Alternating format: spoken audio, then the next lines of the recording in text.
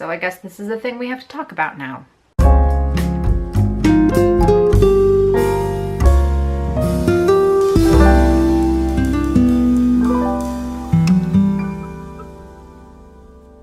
Hey guys, it's Bree, and we're gonna do it. We're gonna talk about Handbook for Mortals. I hope you have no clue what I'm talking about right now. I really do. But if you've been on Twitter or the bookish internet, you've probably heard by now about Handbook for Mortals. It's a book by a woman named Lainey Sarum, who kind of came out of nowhere, and not in a good way. Sarum wrote this book, Handbook for Mortals, as basically an author wish fulfillment story, and managed to get it overnight onto the top of the New York Times bestseller list. And it was a blatant lie. Just real bad. When no one on the internet knew what the hell this book was, red flags started going off, because if you've been around the bookish internet for a while, you know that we know what books are coming out almost a year in advance. So in mid-August, a book called Handbook for Mortals by a woman named Lainey Sarum rocketed onto the top of the New York Times bestseller list for YA fiction, which was a little ironic because no one had ever heard of this book. The bookish internet, whose job is literally to know what books are coming out and what books are worth reading, had never heard of this book at all. The long and the short of it is that Geek Nation, a website that is basically trying to be a BuzzFeed for geeks, started up a publishing house about a month and a half prior and managed to get the first book that they published onto the New York Times bestseller list with no one knowing. Surprise, because they bought their way on. Of course, the bookish internet got all up in that real quick. Within about 12 hours, the New York Times had revised their list to no longer have Handbook for Mortals on it. The removal put Angie Thomas's The Hate You Give, a very well-deserving book about the impact of police brutality on Black communities, back to the top of this best-selling list. The author and publisher then decided to deny that they had ever bought their way on, and then backtracked on that and said that there was nothing wrong with buying their way on, and then tried to make it look like their book was a real big seller anyway. But of course, this got the internet talking about when people buy their way onto bestseller lists. Why does that matter? What does it mean? And what are kind of the ethics behind that? I want to be really clear, this is not a new thing. People have been buying their way onto bestseller lists since bestseller lists existed, for a number of different reasons.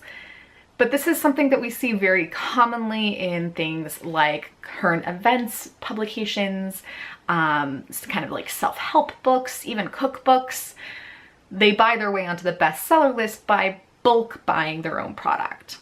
Even if we put aside the moral skeeviness of buying your way onto a bestseller list and displacing books that arguably have much better merit and should be read and disseminated, books like The Hate You Give, there are a whole host of other things that should go into this kind of marketing calculus. So let's talk a little bit first about how you buy your way onto the bestseller list, because it seems real weird.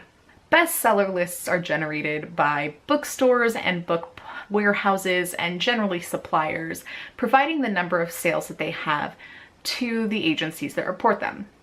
Think Amazon, the New York Times, the Washington Post, Wall Street Journal. All of these publications have bestseller lists.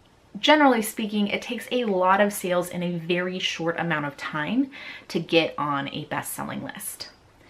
For a single day at Amazon, you have to sell 500 books in one 24-hour period.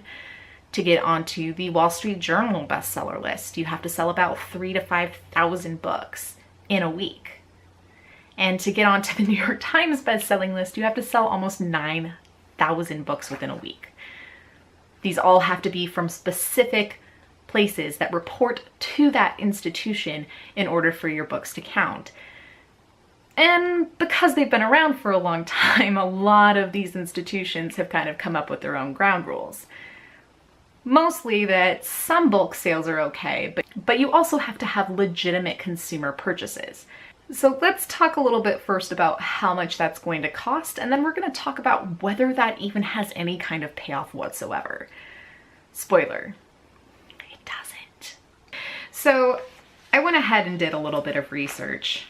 The numbers for specific sales for Amazon, the Wall Street Journal, and the New York Times all come from a Huffington Post article, but there's been a lot of writing, of course, about how to buy your way onto the bestseller list.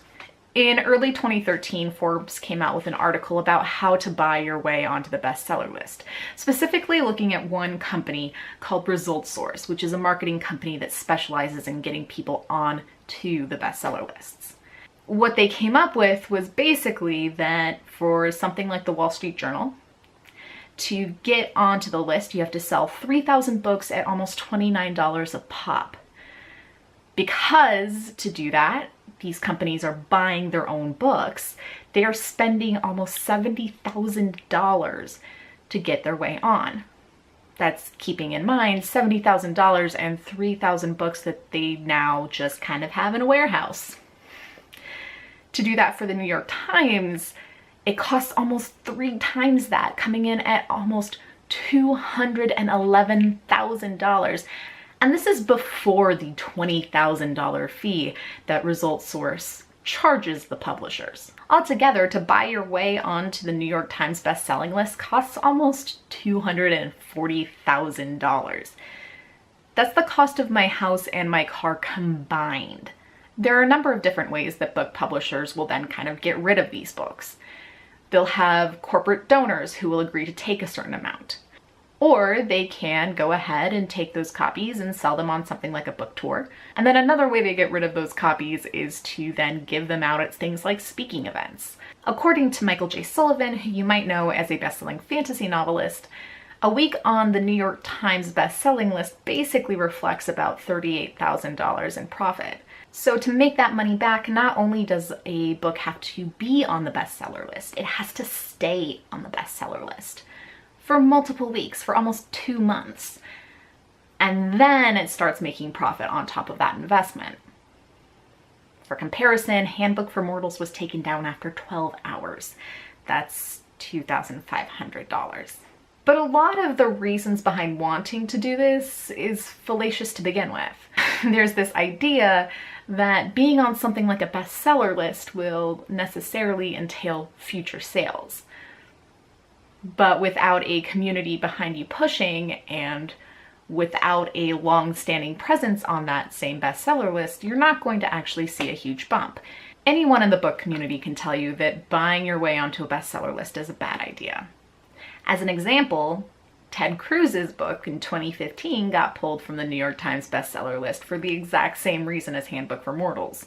And on top of that, being on one of these lists or even winning a major award doesn't necessarily translate into massive sales. Cameron Hurley, who wrote The Geek Feminist Revolution, has a number of articles on how awards and bestseller lists have failed to actually impact any sales that she's seen, and how that experience actually correlates with those of other writers who she's spoken with. This isn't to say that that the bestseller list can't have an impact, mainly to say that it has to be a sustained presence on the bestseller list. And on top of that, you have to have supplies. One of the biggest weaknesses of Handbook for Mortals is not just that it got just publicly reamed for buying its way onto the list, but that on top of that, it didn't have any stock basically anywhere. It doesn't do you any good to have your book on the bestseller list if no one's going to be able to get a copy. That, in combination with the clear lack of actual monetary payoff, makes it really, really curious why someone would want to do this, especially if they're not going to do it well. But of course, Geek Nation doing this becomes increasingly more transparent when you realize that they have already signed or optioned, so to speak, the book for a movie adaptation. And of course, the common wisdom is that if you're going to have a YA movie, you should have a YA book to go along with it. The two go hand in hand. This is another part of these hijinks that I find really ridiculous, because it assumes that YA readers have no sense of what's going on in their own community. My favorite tweet about this said, "Why would you do this in a community full of meddling kids?" Right? It's such an outrageous scheme targeting the exact people who have the tools to find out what you're doing, especially when you're doing it transparently.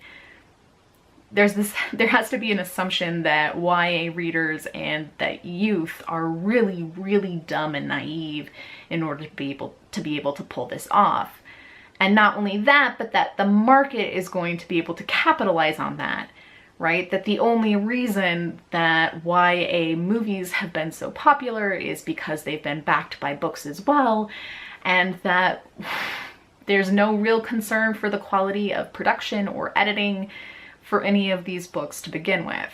I guess what it really comes down to is you shouldn't buy your way onto the bestseller list.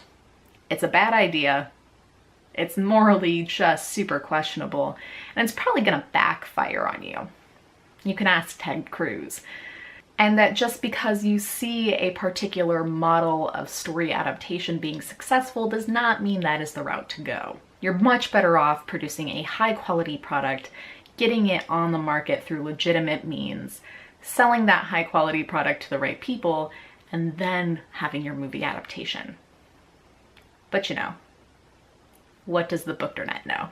Marinus from My Name is Marinus has been doing a fantastic live tweet of reading the actual book. She managed to get her hands on a copy, and it is, it's rough. So if you need some hilarity, I will link to that below. If you have been up on the Handbook for Mortals ridiculousness, let me know what you've been thinking about it. Go ahead and like, comment, and subscribe. I hope you guys are having a fantastic reading week. I'll talk to you later.